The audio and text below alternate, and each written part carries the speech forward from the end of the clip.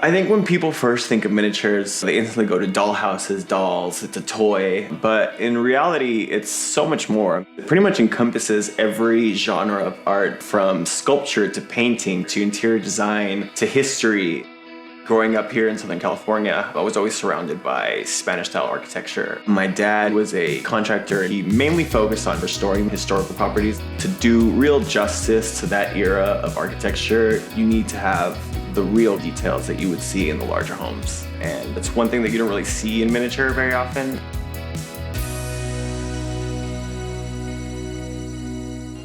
In these old catalogs, I came across the stove that I instantly knew I wanted to make. So it was just a matter of transferring those sizes from large scale to the miniature version.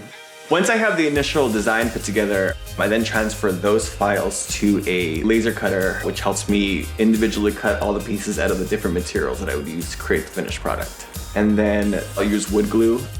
It's essentially just like putting together a puzzle.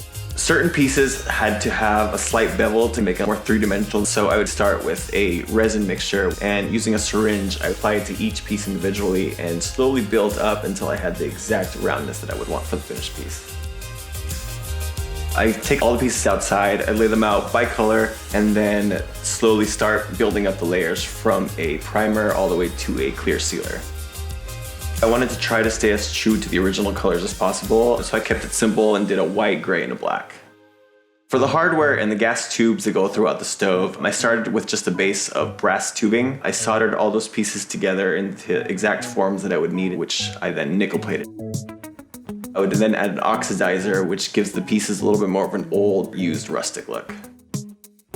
To recreate the porcelain knobs, I use clay and pinheads. I started out by rolling out the clay into small tubes, cut those into grain-sized pieces, then transfer that to the oven where I would bake it. Essentially use crazy glue to glue that to the pinhead, then just stick it right into the knob.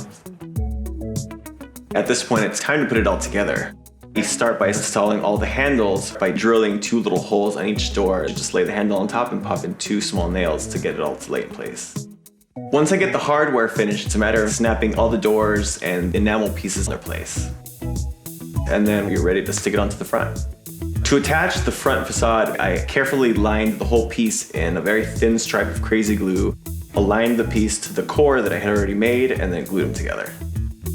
Using the same crazy glue, I would then attach the top of the stove, the legs, and all the aligning pieces that would make up the shape of the stove. Once I have all the hardware and metal pieces glued on, it's ready to go in the kitchen.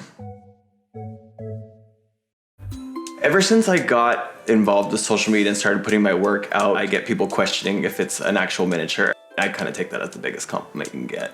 As an artist, I'm always looking for new challenges. What else can I shrink down? It's kind of hard to not be happy when working on miniatures.